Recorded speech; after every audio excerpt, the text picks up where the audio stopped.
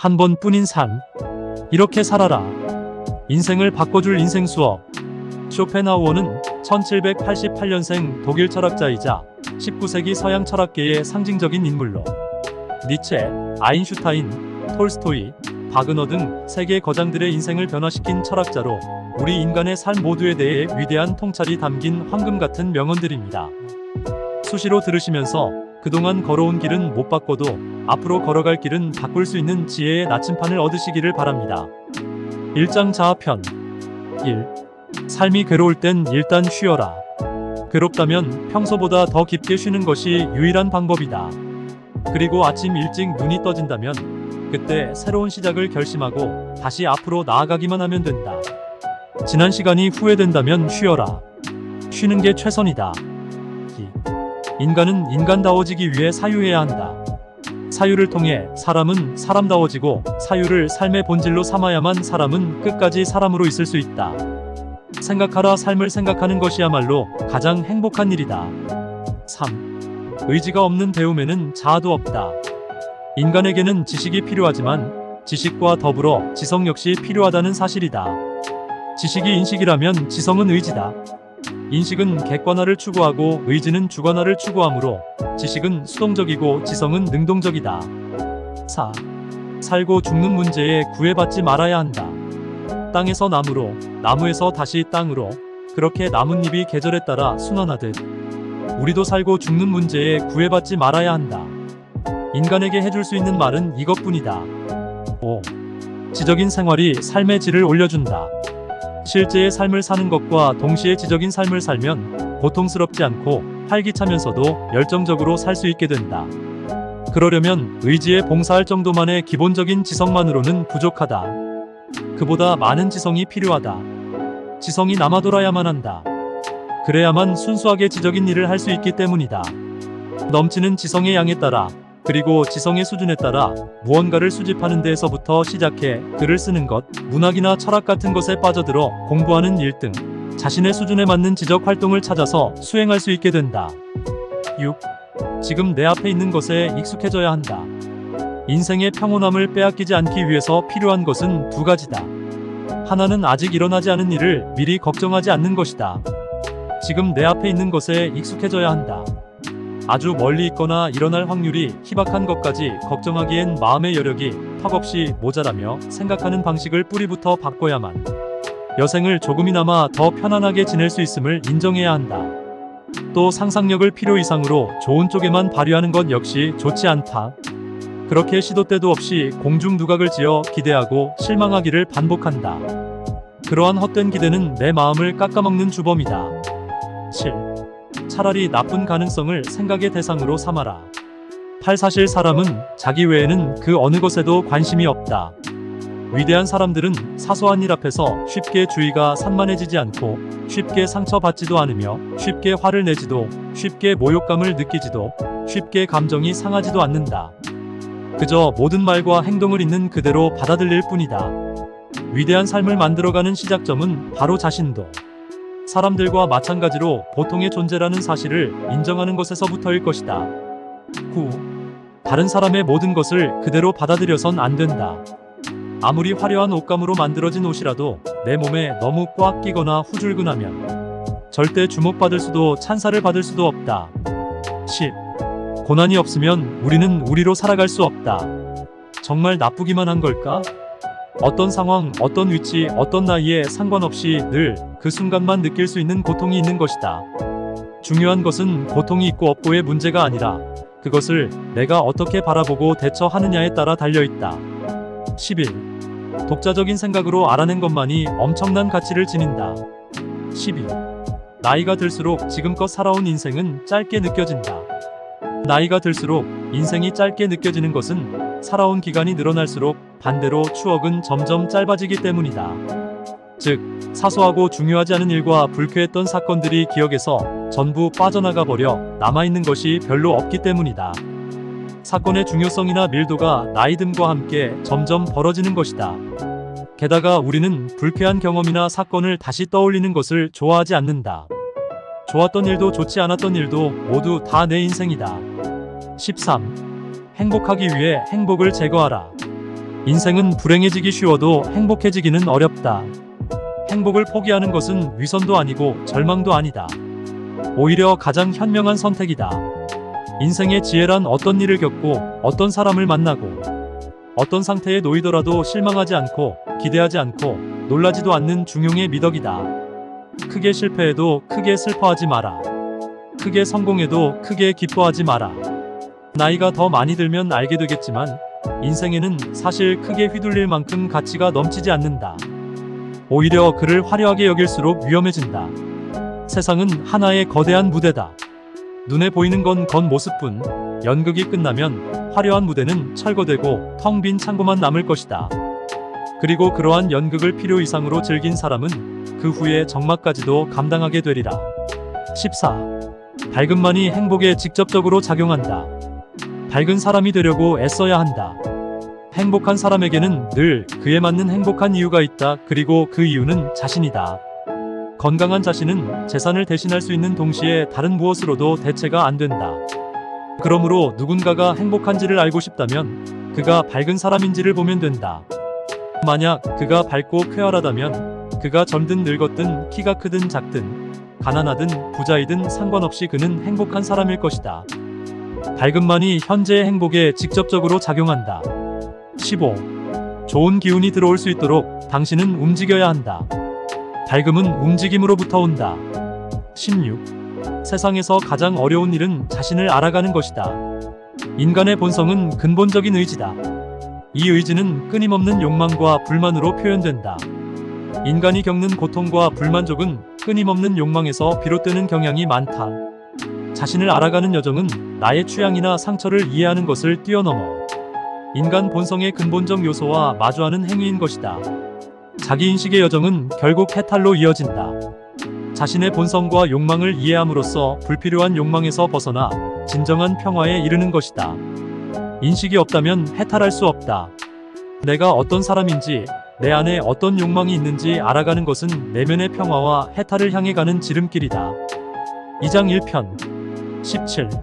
내 몸과 마음이 불쾌해지지 않는 기준을 스스로 정해라. 타고난 재능과 기발한 생각의 방식도 있겠지만 가장 중요한 것은 건강하고 활기찬 생활이다. 건강하고 활기찬 생활을 오래도록 관리하려면 그만한 대가를 치러야 한다.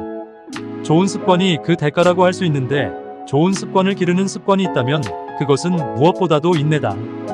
인내는 무조건 참고 견디는 것을 말하는 게 아니다. 자기 몸이 견딜 수 있는 범위를 깨닫고 그 범위 안에서 유지하는 것이 진정한 인내다. 견뎌내지 못할 때까지 버티는 건 멍청한 짓이다. 18. 불행을 이미 지나간 사건으로 깔끔하게 인정해라. 불행은 그 자체로 징계다. 불행이 이미 지나갔는데 자기 징계를 반복하는 것은 그 자체로 또 다른 불행을 불러오는 비극이 된다. 명백히 저지른 실수에 대해 변명하거나 축소하거나 미화할 필요는 없다. 깨끗이 인정하고 징계를 받고 우연히 생긴 비극으로 인생의 페이지에 적어둔 뒤 책장을 덮어버리면 그만인 것이다. 19. 매사에 충실하는 것이 성공을 위한 비결이다. 매사에 충실하는 것이 자신의 성공을 위한 비결이다. 과거의 성현들은 하찮은 일에도 최선을 다했기에 큰일이 닥쳤을 때 이를 두려워하지 않고 자신의 의지를 관철할 수 있었다. 이는 모든 자연의 이치에서 통용되는 말이기에 사자는 토끼 한 마리를 사냥할 때도 최선을 다한다 라는 말을 통해서도 알 수 있다. 20. 성공하는 사람은 정직하다. 보는 사람이 아무도 없더라도 자신의 일이라고 생각하는 것은 한 개도 빼먹지 않고 해낼 정도로 정직하다. 자신이 정해놓은 루틴에 맞춰 자신을 단련하고 다그칠 뿐이다. 누구의 앞에서도 정직하고 예의를 갖출 것, 거짓말하지 않고 뭐가 됐든 주변에 나눠줄 것, 타인의 실수 앞에서 관대할 것 같은 규칙을 설정해두고 매일 같이 그것을 마주해보자. 21. 당신에게 주어진 것을 10분 활용해야 한다. 나는 무엇을 잘하고 무엇을 못하는지, 내가 가진 것은 무엇이고 가지지 못한 것은 무엇인지를 자세히 파악하는 것, 스스로를 더 잘 이해하는 것, 즉 철저한 자기 객관화가 무엇보다도 필요한 이유이다. 22. 좋은 결과 앞에서는 힘껏 기뻐해라. 우울한 사람은 10가지의 알 중 9가지를 성공하더라도 이 성공을 기뻐하지 않고 실패한 한 가지 일에 대해 화를 낸다. 반면에 밝은 사람은 성공한 한 가지 일에 기뻐하며 실패한 나머지 9가지 일에 대해서도 스스로 위로하고 격려하는 방법을 알고 있다. 하나의 행동이 모이면 습관이 되고 습관이 모이면 태도가 되는 것처럼 그런 시간들이 모여 커다란 변화를 만들어낼 테니까 실패를 바라보기보단 성공을 바라봐야 한다. 그래야 나아갈 수 있다. 23. 재앙을 피하는 것이 곧 위대한 성취다. 잘 되는 집단은 승리에 도취되어 있지 않는다. 평상시처럼 해야 하는 일에 집중한다. 눈앞의 요행을 손에 넣으려 골몰하기보단 앞에 도사리고 있는 위기를 어떻게 하면 조금이라도 다 피할 수 있을지에 집중하는 것이다. 24. 충분히 생각하되 결정은 빠르게 해야 한다. 실패할 것이 걱정돼 아무것도 하지 않으면 실패할 확률이 0이 될지 모르나 성공할 확률 역시 0이 된다. 충분히 반복해서 생각하지만 자신의 결정은 빠르게 해야 한다. 생각을 오래 한다는 이유로 결정하지 않는 것은 다른 문제다. 시간은 우리를 기다려주지 않는다. 25. 하기로 한 일을 시작하면 다른 일에는 정신을 팔지 않는다. 26. 인간에게는 활동하고자 하는 욕망이 있다. 돈도 벌고 욕구도 해소하는 일. 아리스토텔레스가 생명의 본질은 운동에 있다라고 말한 것처럼 인간에게는 기본적으로 활동하고자 하는 욕망이 있다. 게으르고 생각 없이 멍하니 있는 사람들일지라도 손이나 도구로 어딘가를 두드리는 동작을 하는 것이 그 증거라 할 수 있다. 27. 다시 일어선 사람에게 영광이 주어진다. 흔히들 하는 착각이 있다. 목표로 삼은 것을 끝내 이뤘을 때 비로소 최상의 기쁨을 느낄 수 있을 거라는 착각이다. 하지만 엄정히 따져보자면 목표를 이뤘을 때보다 목표를 이뤄가는 과정에서 우리는 최상의 기쁨을 느낀다. 인내를 그대의 의복으로 삼아라. 의복을 벗고 다니는 것이 부끄러워지리라. 28. 현생은 감사하고 소중한 것이다. 현재가 바로 불멸의 빛으로 에워싸인 채 기억으로 보존되어 언젠가 특히 나쁜 시간을 보내고 있을 때 이 기억의 커튼을 들어 올려 진심으로 갈망하는 그리움의 대상이 될 수 있다는 것을 잊지 말아야 하는 것이다. 29. 열정이 떠나갔다고 한탄할 필요는 없다. 노년기에는 모든 것이 안정적이다. 이러한 평정심은 행복의 커다란 한 부분이며 행복의 가장 중요한 본질이며 필수 조건이다. 30. 일하는 보람은 오직 개인의 내면에서만 찾을 수 있다. 인간은 자신의 잠재력을 실현하고 자신의 능력을 최대한 발휘할 때 가장 만족감을 느낄 수 있는 존재다. 새롭게 몰두할 수 있는 일을 늘 염두에 두는 것, 말 그대로 모험가의 마음으로 세상을 살아가는 것이 도움이 될 수 있다. 3장 물질편. 31. 많은 것을 가질수록 많은 의무가 생긴다. 우리는 외롭다. 태생적으로 외로움을 느끼도록 태어났기 때문에 자꾸만 무언가를 사랑하려 한다. 내가 뭔가를 가졌다는 것은 내게 어떤 의무가 주어졌다는 신호다. 많은 것을 가질수록 많은 의무가 생겨 우리의 삶은 괴로워진다. 32. 진실과 거짓을 판별할 줄 알아야 한다. 가난이 죄로 여겨지는 시대를 살아간다는 것은 비겁한 인간을 이웃과 친구로 둬야 하기에 씁쓸하게 외롭게만 느껴진다. 현대의 도시 생활은 견디기 힘들다. 도시는 우리에게 사람들과의 갈등에서 승리하는 법을 억지로 가르쳐줬다. 그렇게 하지 않으면 도태되거나 죽음을 맞는다는 것을 냉정하게 보여주었다. 하지만 그 방법을 따라서 쟁취한 승리는 승리가 아니었다. 승리의 횟수가 늘어날수록 나는 외톨이가 되었기 때문이다. 동네와 도시마다 싸움이 즐비하다. 수많은 가치가 충돌하며 승리한 이들은 패배한 이들의 것을 뺏어가고 그것을 구경하는 사람들은 그 싸움에서 발생한 부스러기들을 주워먹기 위해 더욱 싸움을 부추긴다. 33. 모든 지식을 적당히 의심해 보아야 한다. 지식인의 모습은 크게 둘로 나뉜다. 세계의 본질을 밝혀내기 위해 자신의 살을 깎아가며 외로운 싸움을 이어가는 자와 그저 이득을 얻기 위해 세계의 곳곳을 서성이는 자다. 그리고 오늘날의 지식인은 대부분 첫 번째가 아닌 두 번째 부류에 속한다. 세상은 지식을 팔면 돈이 생기는 구조로 바뀐 지 오래지만 지성이 있는 사람이라면 순수한 열정으로 배우고 공부하는 일을 지향해야 한다. 그렇게 가끔은 내면의 절박함과 자기 희생을 묵묵히 감수해내야 한다. 34. 가장 강력한 즐거움의 원천은 건강이다. 건강한 거지가 병에 걸린 왕보다 행복하다는 말도 있는 것처럼 건강은 그 어떤 외부적인 재산이나 자극보다 중요하다. 몸과 마음의 완벽한 건강으로부터 만들어지는 밝은 마음과 생기, 통찰력과 의지, 양심과 같은 것들은 사회적인 지위, 직책, 돈으로도 대신할 수 없는 자산들이다. 35. 과연 소외층을 위한 복지는 잘 이루어지고 있는가? 2023년을 기준으로 재소자 1인당 연간 수용비가 연평균 300만원이다. 2023년 1인 가구 중위소득이 연 400만원인데 말이다. 재소자가 감옥 안에서 최소한의 혜택을 누릴 수 있도록 인적, 물적 자원을 사용하는 것은 긍정적인 영향을 준다. 사회로의 재통합을 도모하고 범죄를 줄일 수 있기 때문이다. 인권이라는 이름 아래 범죄자를 보호하는 것만큼 과연 소외층을 위한 복지는 잘 이루어지고 있는가? 쉽게 답할 수 없다. 36. 물질이 주는 행복은 한계가 있다. 소유하는 게 많아지면 불안도 많아진다. 잃을 것이 많아지기 때문이다. 행복은 절대적인 것이 아니다. 어느 정도의 금액을 모았다고 해서 행복한 것은 아니며 어떤 위치에 올랐다고 해서 반드시 행복해지는 것도 아니다. 자기 자신의 삶에 만족하느냐 만족하지 못하는 것이 중요하다. 37. 소유에 대한 만족은 모두에게 상대적이다. 절대다수가 말하는 좋고 나쁨의 기준에서 빨리 탈출해야 한다. 소유에 대한 만족은 절대적인 게 아니라 상대적인 것이기 때문이다. 오직 각자가 원하는 만큼과 그 소유물의 한계에만 달려있기 때문이다. 38. 더 많은 부를 얻으려 너무 노력할 필요는 없다. 현실적으로 만족할 수 있는 부의 수준을 스스로가 정해두어야 한다. 다만 말했듯 너무 어마어마하지는 않게 말이다. 그리고 열심히 노력하여 해당 수준의 부를 축적했다면 그 이후로는 건강과 능력 개발에 집중하는 것이 궁극적인 행복을 쌓아가는 유일한 방법이 되겠다. 39. 자신에게 자주 이렇게 묻자. 이것이 내 것이 아니라면 어떨까? 사람은 욕망하기 때문에 괴로운 존재다. 이미 가진 것이 있어도 새로운 무언가가 보이면 그것을 또다시 욕망한다. 사물을 바라보는 방식의 전환 하나만으로 당신은 그것을 이미 갖고 있다는 사실에 무한한 행복감을 느끼게 될 것이다. 40. 하찮은 지금일지라도 가장 찬란했던 과거보다는 우월하다. 하찮은 존재라도 가장 중요한 과거보다는 우월한 것이며 현재와 과거의 가치 차이는 없음과 있음의 차이만큼이나 압도적인 것이다. 41. 나보다 슬픈 자를 보는 일이 나를 웃게 한다. 행복과 만족은 소극적으로 느끼고 슬픔과 괴로움은 적극적으로 받아들이는 것은 인간에게 벌처럼 내려진 재앙이다.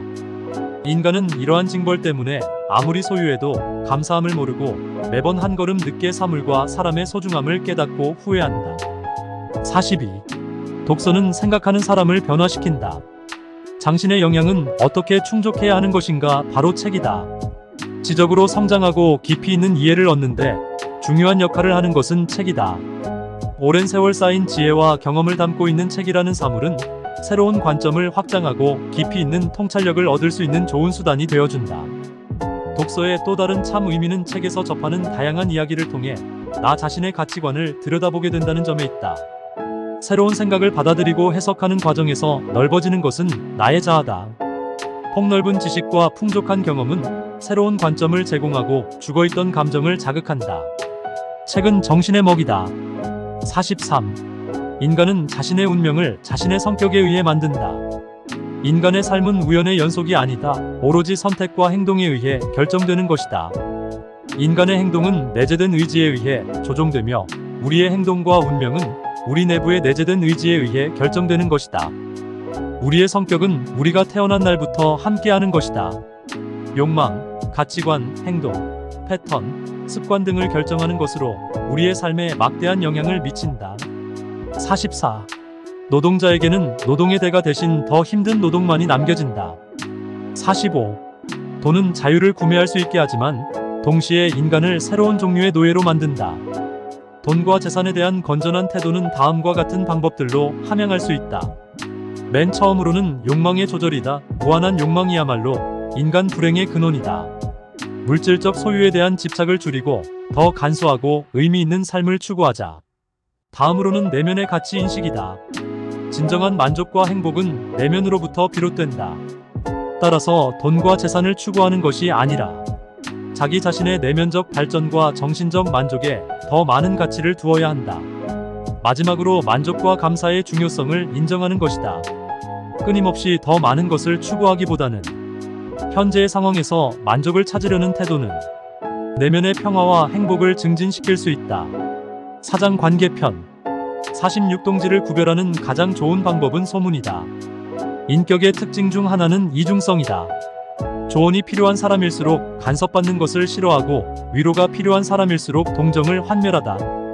타인의 재능이나 풍족한 삶을 보고 대다수 사람이 칭찬과 격려를 할 것 같지만 속으로는 시기와 질투심에 사로잡힌다.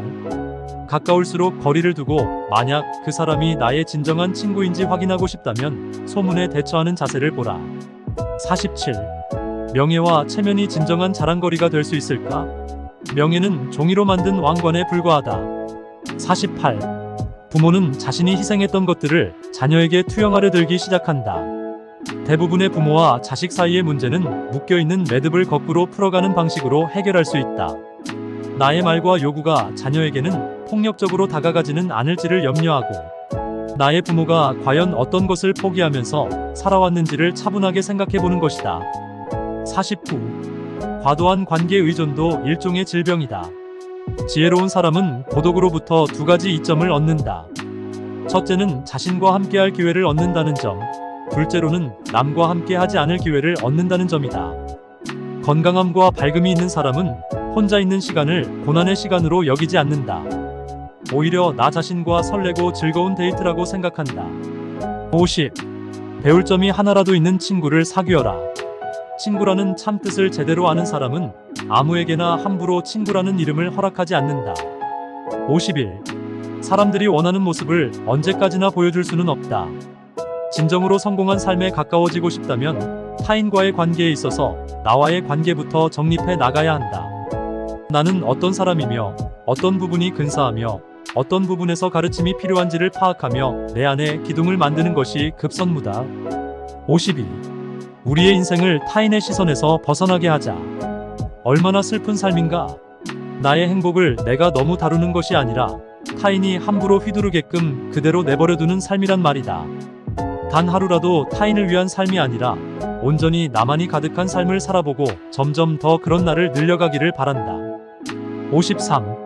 적당한 범위 안에서 관계들을 최대한 단순하게 정리하라. 노년기가 청년기보다 슬프게 여겨진다. 인생이 진행될수록 우리의 목적과 관계의 영역이 점점 확장되기 때문이다. 넓은 곳에서는 불행이 자라난다. 권태감을 일으키지 않는 적당한 범위 안에서 삶의 여러 관계를 단순하게 정리한다면 행복은 머지않아 당신 집의 문을 두드릴 것이다. 54. 상대방에게 너무 다정한 사람이 되어서는 안 된다. 소중할수록 무심해야 한다. 55. 누군가의 잘못을 그냥 잊어버린다면 그는 같은 잘못을 또 저지른다. 누군가의 잘못을 무작정 용서하고 억지로 잊는다는 것은 자신이 한 사람에 관해서 겪은 귀중한 경험을 길바닥에 내던져버리는 것과 같다. 사람은 개개인이 하나의 세계이다. 그리고 그 한 사람과 관계를 맺는 일은 온 세계를 개척하는 일과 같다. 56. 때로는 믿는 척하고 때로는 믿지 않는 척해라. 57. 분노나 증오를 보이는 가장 좋은 방법은 행동이다. 차갑게 화내라. 마음이 분노로 들끓을수록 오히려 마음 바깥은 차가워져야 한다. 분노의 표출이 뜨거우면 뜨거울수록 전달력은 떨어지며 상황이 위험한 쪽으로 치닫거나 때로는 비웃음거리로 전락해버릴 수도 있기 때문이다. 58. 세상에서 나만 우울해하고 있다는 착각을 버려라. 우울은 나만의 것이 아니다. 길을 걷다 마주치는 이름도 모르는 사람들에게도 나름의 우울은 있다. 그렇게 우리는 다들 각자의 싸움을 하고 있으니 피차 힘든 사람들끼리 서로를 측은하게 여겨야만 할 것이다. 그러한 눈물겨운 움직임들을 우리는 인류애라고 부를 수 있을 것이다. 59. 자신감이 넘치는 사람은 오히려 과묵하다. 자신감이 넘치는 사람은 어차피 내부로부터 그 감정이 샘솟고 있으니까 굳이 다른 말을 하거나 행동을 취할 필요가 없다. 그러나 허영심만 있는 사람은 어쨌든 타인이 나를 우월하다고 여기게 하기 위해선 나를 보게 해야 하니 화려한 옷을 입든 큰 목소리를 내든 이력을 화려하게 적어놓든 이목을 끌어야 하는 것이다. 내적인 실력과 신념이 진짜 자신감을 만들어준다. 그리고 사람을 사귈 때마다 허영심과 자신감을 잘 구분해야만 좋은 사람을 가려내 곁에 둘 수 있게 될 것이다. 60. 판단할 기회를 남에게 양보하지 마라. 권위 있는 사람들의 100마디 말보다 당신이 직접 사유 끝에 내놓은 한마디 말을 더욱 보석처럼 여겨라. 그것이 다이아몬드처럼 영혼에 가깝도록 부서지지 않는 마음가짐이 되어줄 것이다. 마무리하며 우리가 살아가면서 마주치는 수많은 질문과 문제에는 명확한 답이 없을 때가 많습니다. 그런 순간 필요한 것이 철학이 아닐까 합니다. 깊은 사유와 성찰의 도구가 되어주기 때문입니다.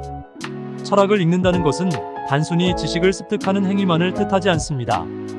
삶의 본질에 대해 더 깊이 이해하고 우리 자신과 둘러싼 세계를 바라보는 방식이 지혜를 변화시킬 수 있습니다. 오늘 주신 쇼펜하우어의 명언으로 삶의 나침판과 같은 지혜를 얻으시기를 바랍니다. 더 좋은 영상으로 찾아뵙겠습니다. 구독과 좋아요는 제게 큰 힘을 줍니다. 감사합니다.